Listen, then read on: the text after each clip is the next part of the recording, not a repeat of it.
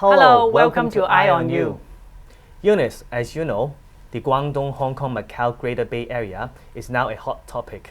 The Greater Bay Area, made up of 9 cities in the Guangdong province, together with Hong Kong and Macau, is the largest and most populated Bay Area in the world. The other 4 Bay Areas we are talking about are in San Francisco, New York, London, and Japan. Yes, Edward, Hong Kong, Guangzhou, and Shenzhen have dominated for the region for decades with the highest GDP and economic growth. According to the outline of the country's 14 5-year plan, China will promote the construction of the Guangdong, Hong Kong, and Macau Greater Bay Area in an active and prudent way.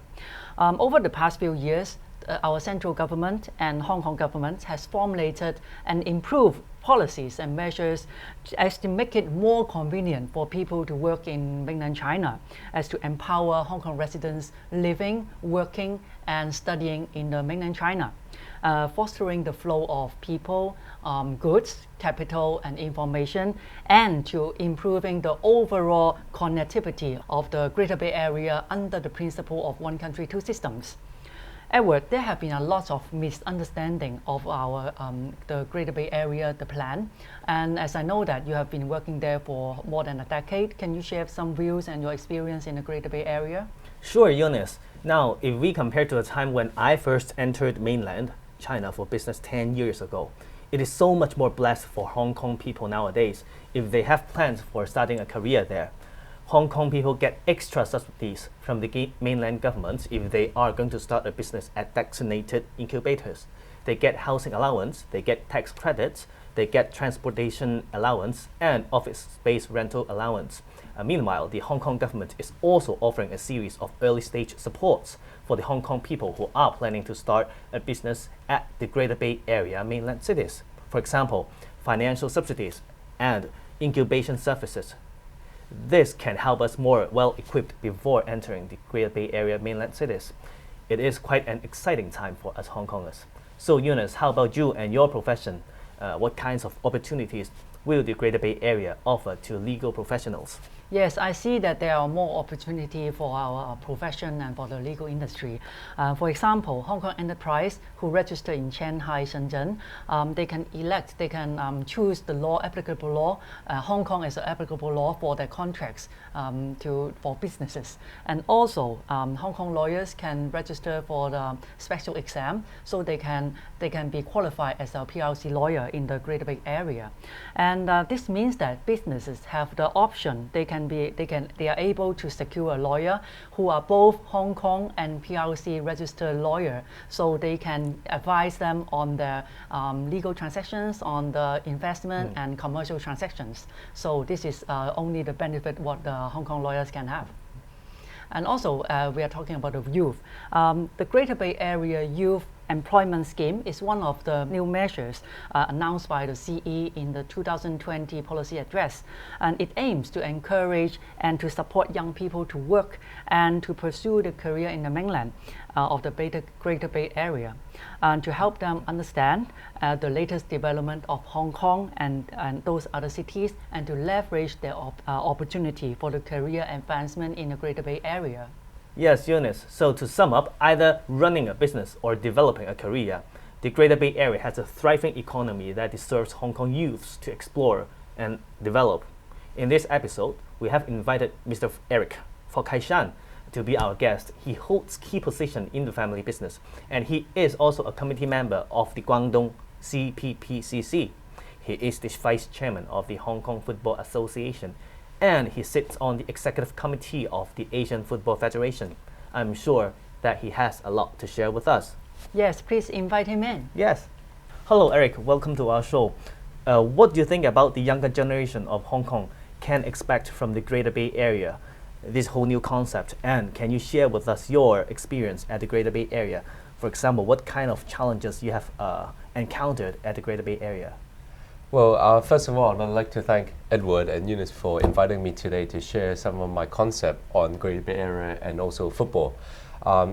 Answering your question, I think that I've always been very involved in mainland. I think first of all through my interaction with my business side of things, but over the last few years I've been more involved on helping the Hong Kong youth and helping them to understand more about the development of China, especially the Greater Bay Area initiation. For myself, I think it's simple. For the Hong Kong youth, they have a full of opportunity. With the Greater Bay Area, there's going to be greater interaction between the 9 mainland cities and the 2 special administration region, which includes Hong Kong and Macau. With that said, I think that the Bay Area's positioning is to position this Bay Area to be a high-tech hub, to allow Hong Kong youth to benefit of the greater market. So with that said, I think that I've been trying to facilitate youth from both sides. At the same time, what we see is that for the last 3 years, I've actually conducted a Greater Bay Area youth report based on Hong Kong youth. And the findings itself is actually very interesting. And for the last 3 years, what we have found is that, first of all, many youth in Hong Kong has heard more about the Greater Area, but at the same time, they don't understand too much of the details. So I think, first of all, it's most important to let them understand the actual opportunities that they have in terms of policies and in terms of the so-called innovation hubs that can assist them with their career path. So I think this is the number one area that we have to tackle. And secondly, in terms of problem you mentioned, I think, of course, we all hear about there's going to be cultural difference, but it's more about how do we facilitate that. And in terms of the cultural difference, I think it's important to increase the interaction and exchange. So over the last few years, we have conducted many internships in terms of short-term tours, but more importantly, with the pursuit of many universities opening across the border, we feel that there will be more interaction from younger age. And with that said, that would facilitate the so-called the greater interaction of the Greater Bay Area for Hong Kong youth.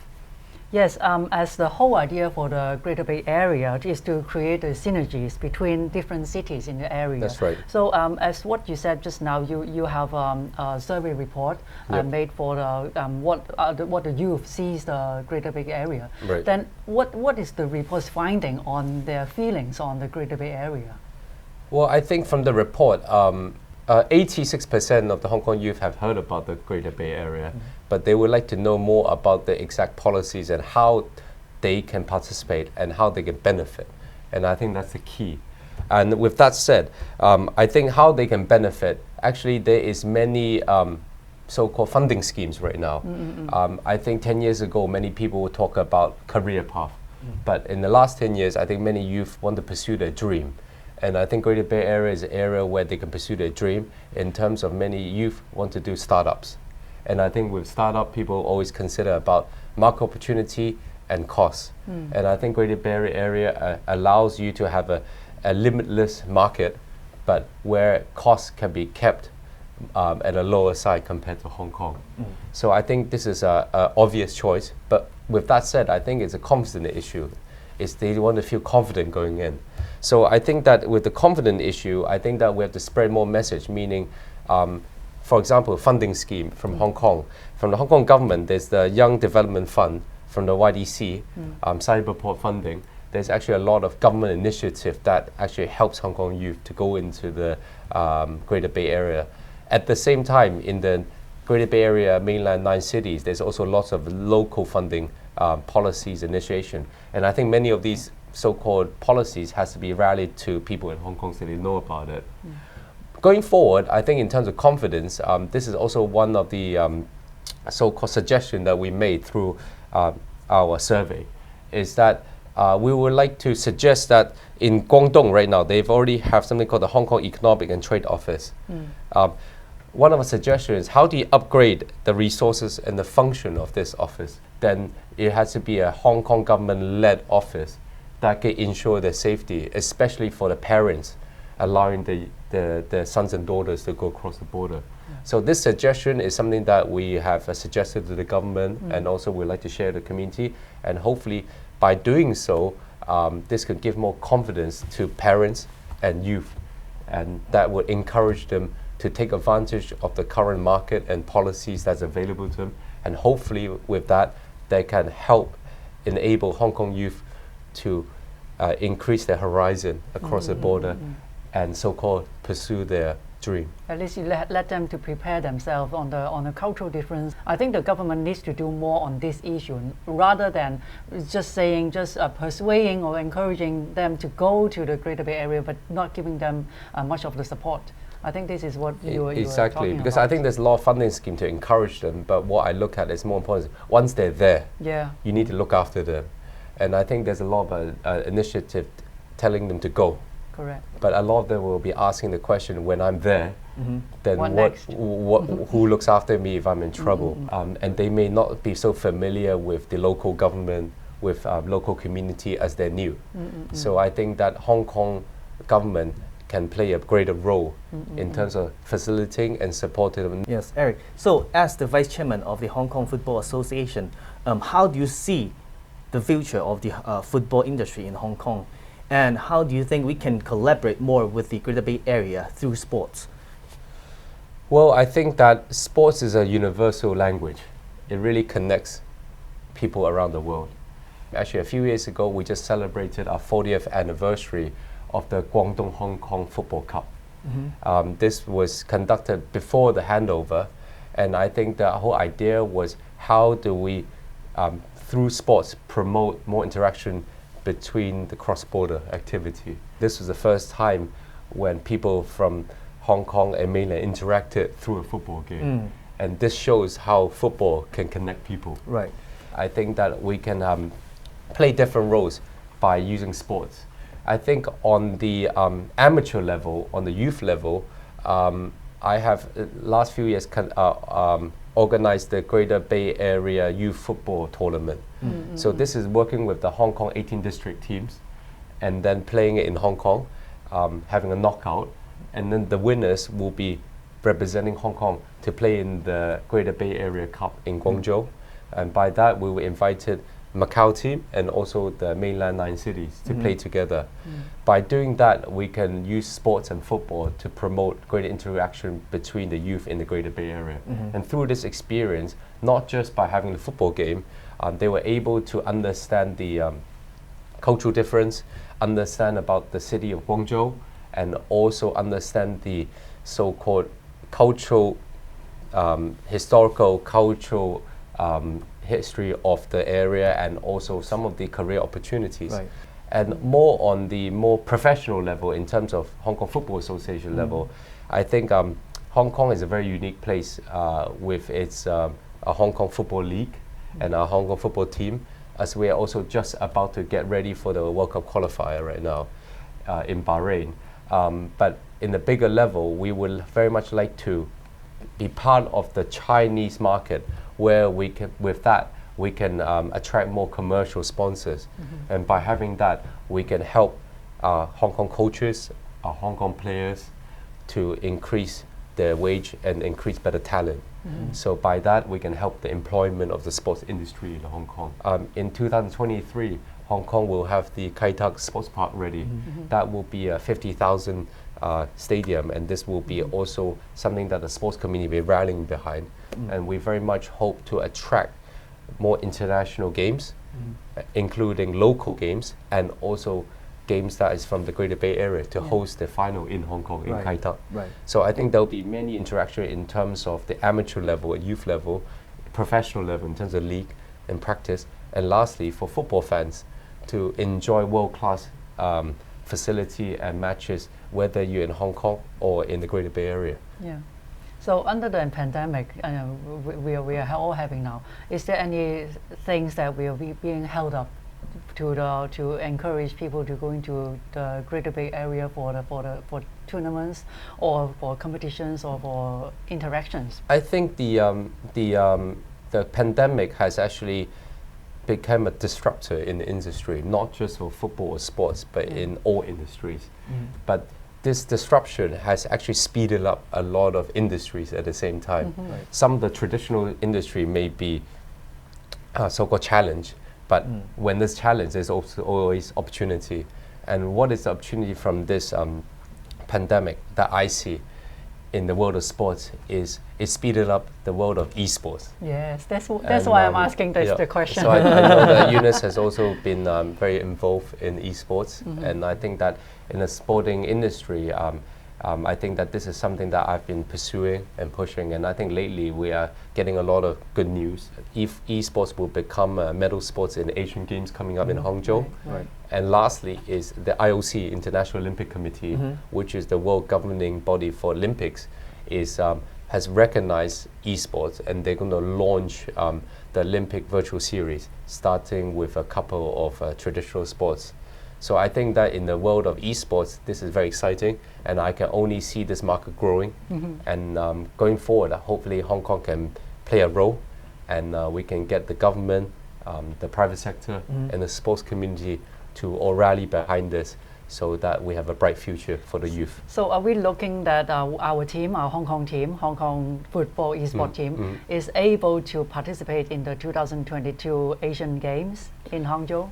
Right now, I mean, I think that we want to create more opportunity. So as a Hong Kong FA, we are there to support them in terms of hopefully helping them organize more tournaments, so that there are more chances to play. We give them a support system so that they have a stable environment, so that they can turn this into a career path rather than a part-time job. Thirdly is also to bring in so-called better coaches, so that we can groom the industry. So that right now we have 5 talented football players representing Hong Kong. This is the first generation. And we can definitely see the market expanding. But what Hong Kong's got to do is, I think we have to so-called attract more talent, so that more youth get involved. And so this will become the new trend, I believe. So I personally is very confident and very excited, because many international sports we are quite far behind. But in terms of something like this kind of new sports or esports, I believe that we are more all on the same level playing ground.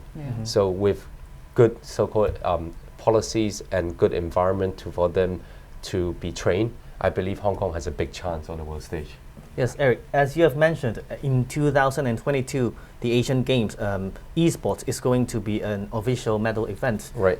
However, most Asian families and parents think that esports means internet gaming and it means unhealthy addiction. How are you going to convince them to change their mindset and to allow their children to take part in the esports training and to nurture these talents? Well, that's a good question. But for myself, I think of it the other way around. I think of it as parents should encourage their children to live their dream. This is how I see it. Right. And if the children is interested in something and they want to pursue a dream, a lot of parents are very willing to so-called encourage them. But more importantly, the parents look at it as, if you're going to pursue this, I hope you can have a long-term stable career out of it. And I think that's what we need to look at, rather than looking at it as a simple good or bad. Right. So I think that recently, actually, Baptist University just came out with an independent survey and said that they did many interviews and so-called questionnaires, that actually 72% of the Hong Kong youth supports esports. So this shows that under the current environment, society supports esport. And what you mentioned could be the old way of thinking. Right. And I'm sure there's anything you do, there's different voices. I think the role for government, the role for Olympic Committee, the role for the Esports Association is actually to educate more. Because I think that it's like the internet, or if you look at the new trends, you can't stop the trend, but you can so-called educate the trend so that people have better understanding of it. Right. So with that said, I think the same applies for esports, where I think numbers, statistic-wise, everyone knows it's one of the fastest growing trend in current environment right now, and you cannot stop it. But what we can do together with society and government and association is that we can educate the public better. Right. And by understanding what is esport, how can we pursue a better path for the youth to pursue esport? So I think that what we have to look at is actually better education, and then going forward we can create a esports hub, and actually it's not just about the players itself. and it's actually a whole incubation hub, and there's a whole industry behind it. And I think that is what is exciting about esports. Yes. So Eric, you know that presidency always encourage youth to study, to work, and to live in the Greater Bay Area. As I know that you have much of the experience living and working and staying in Greater Bay Area. So how would you recommend us? What should we do before we go to the Greater Bay Areas? How are we going to prepare for ourselves?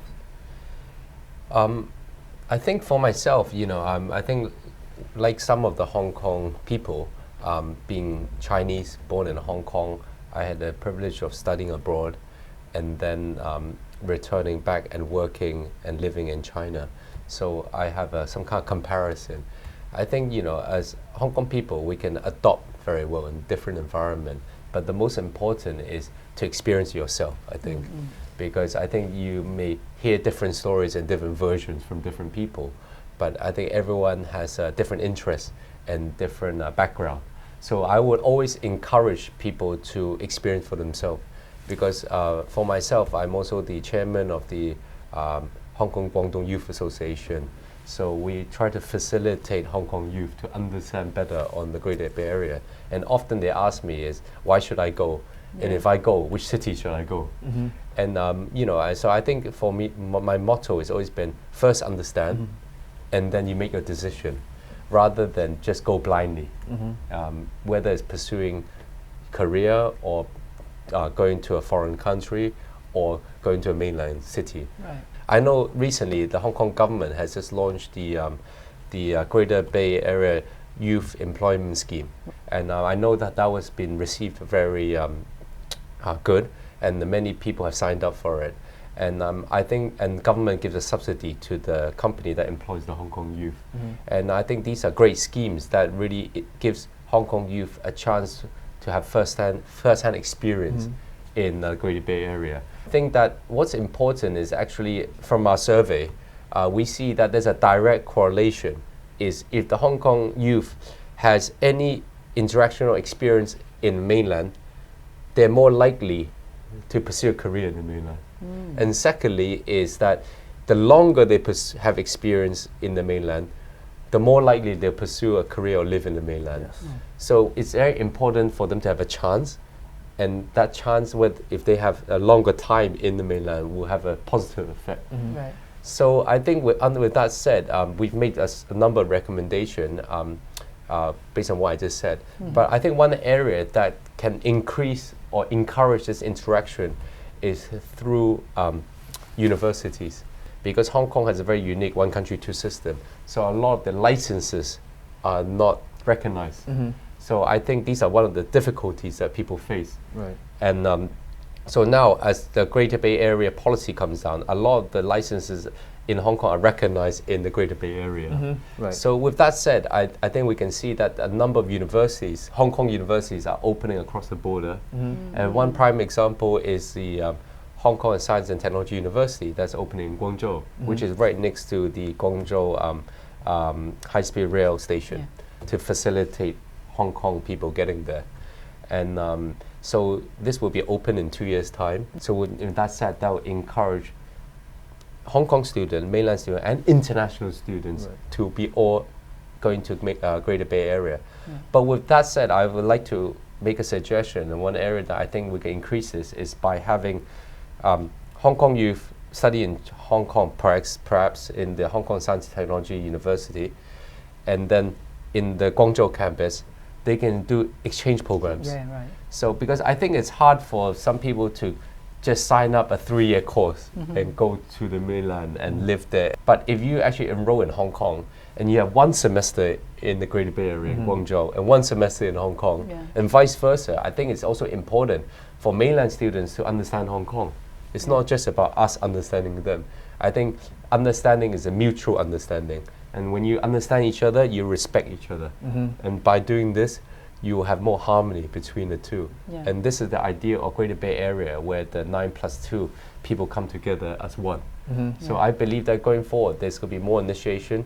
So we've learned a lot about the football industry, the esports, and also the Greater Bay Area. And as what you have said, we wish that the younger generation can take a step forward and go to the Greater Bay Area mainland cities and see it for themselves. Yes, and explore more opportunities. So thank you very much, Eric. Not at all. Thank you for your time and thank you for inviting me here Thank today. you. Thank you very much.